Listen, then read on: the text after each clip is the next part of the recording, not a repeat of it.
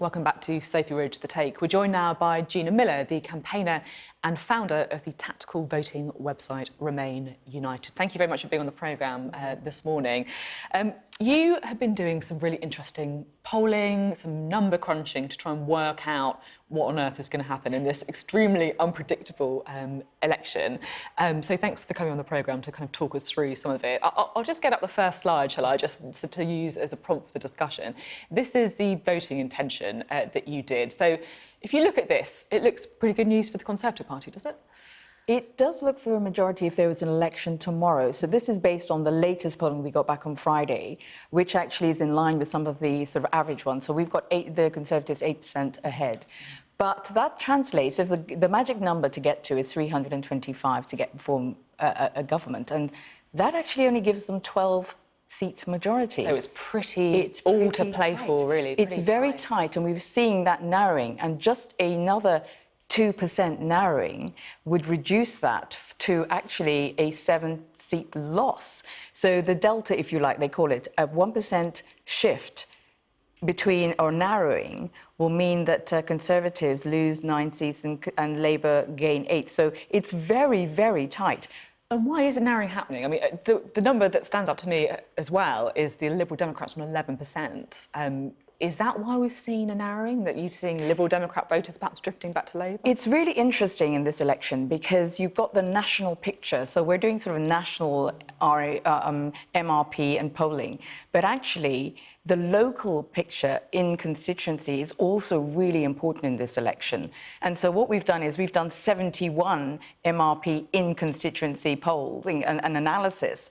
And there are many different reasons. Yes, we know that, and the polls show this, that the lead of the Lib Dems is not sort of maybe landing as well as she could do. But there are definitely in-constituency factors playing out. And for example, I know you had Dominic Raab on earlier. I mean, our tactical voting and what we're picking up in his constituency is that the Lib Dem is likely to win the candidate in that seat rather than Dominic Raab because of local issues, not because of the national picture. Extraordinary when you think that he's the Foreign Secretary's second most powerful person in government.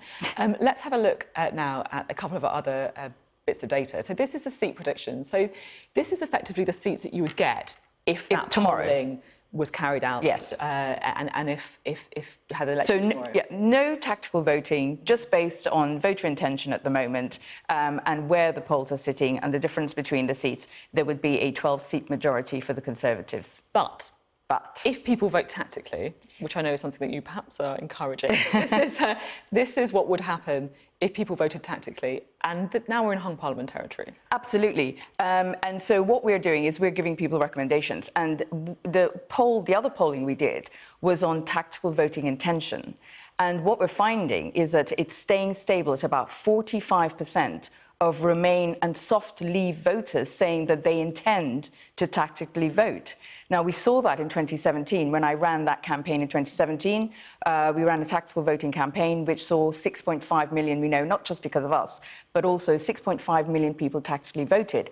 If that 45% stays stable, we get a hung parliament with probably a 3-party coalition.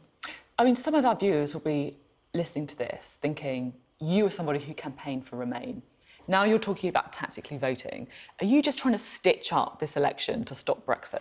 Tactically voting is actually not something new on the political arena in the UK. I mean, all the way back to 1997, we had tactical voting. And actually, tactical voting makes up for the deficit of the first-past-the-post system. And that's where it's sort of this fills the gap. But tactical voting is happening on both sides, which is quite unusual from 2017 to this election, because in 2017, we weren't picking up as many Leave voters tactically voting. So both sides are tactically voting, and it is about making sure your vote counts. And so the news from our poll is for Remain voters or soft Leavers, because it's both, is that this is really hopeful for you.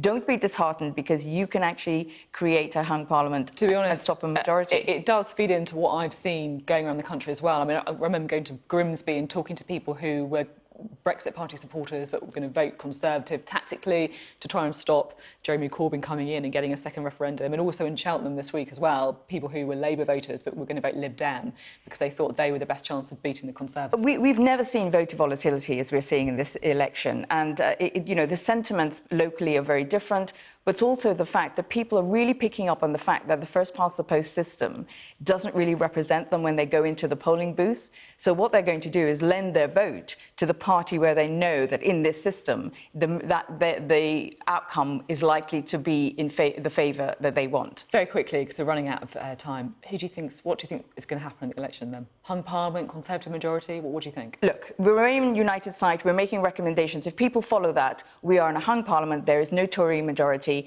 Another 2% narrowing, that is, it looks as though it's almost a cert. OK. Gina Miller, thank you very much for coming on and explaining that fascinating research to us. Thank you.